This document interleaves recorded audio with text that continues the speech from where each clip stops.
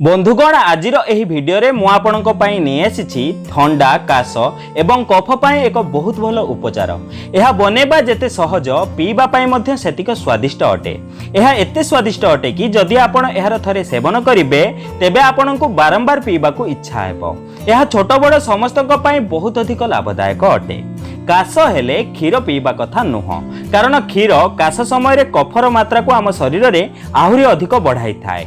सेथिपाई आपण खाली क्षीर न पी थंडा काश एवं कफ समय एही रेमेडी बनै पियंतु। तेबे आसंतु जानिबा आपण एहाकु केमिति बनेबे।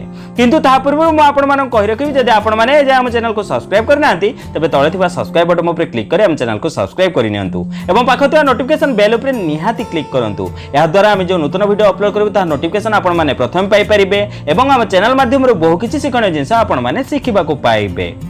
एही रेमेडी को बनिया पई प्रथमे आपण एक पात्र गैस रे बसांतु। एबे सेथिरे आधा कप पानी ढाळंतु।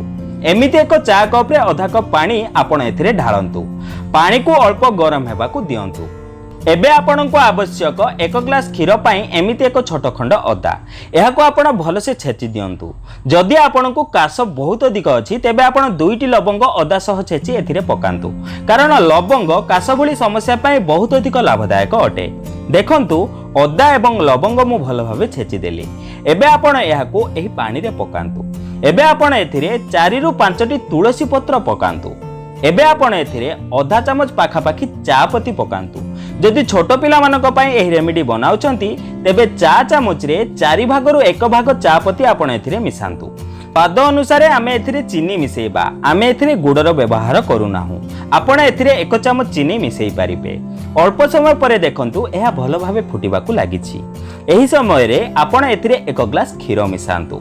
क्षीर ढालिबा परे आपण एहाकू 5 मिनिट पर्यंत भल भाबे फुटांतु। हळदी मिश्रित क्षीर मध्य थंडा काश एवं कफ भली समस्या पाई बहुत अधिक लाभदायक अटे।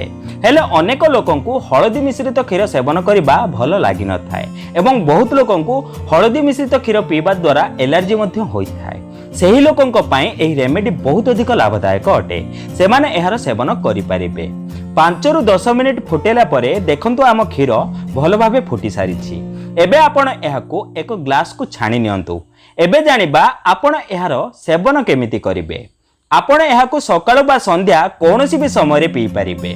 जदि आपनको अधिक थंडा काश एवं कफ भली समस्या अछि तेबे आपण एहाकू 1 ग्लास न बनै आपण एहाकू 1 कप लेखाय बनै दिनको 3 रु 4 थर करी सेवन करि पारिबे।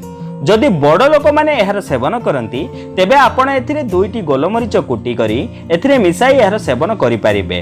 हेले जदि छोट पिला मानक पई बनाउछंती तेबे आपण एथिरे गोलमरीच मिसांतु नाही। सर्वदा आपण एहाको गरम पीबा को चेष्टा करंतु। जदि ठंडा ठंडा पीबे तेबे एहार कोनोसी फायदा आपनको मिलिबो नाही। सेथिपाई एहाको सर्वदा गरम पीबा को चेष्टा करंतु। एहाको थरे मात्र पीबा द्वारा आपनको आराम मिलिबा आरंभ होई जिवो, किंतु आपण चाहिले एहाको नियमित सेवन करि पारिबे।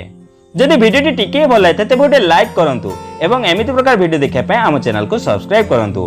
तेबे बंधुगण आज पय एतिकी पुणी देखा हबो नूतन सुंदर अध्याय सह। धन्यवाद।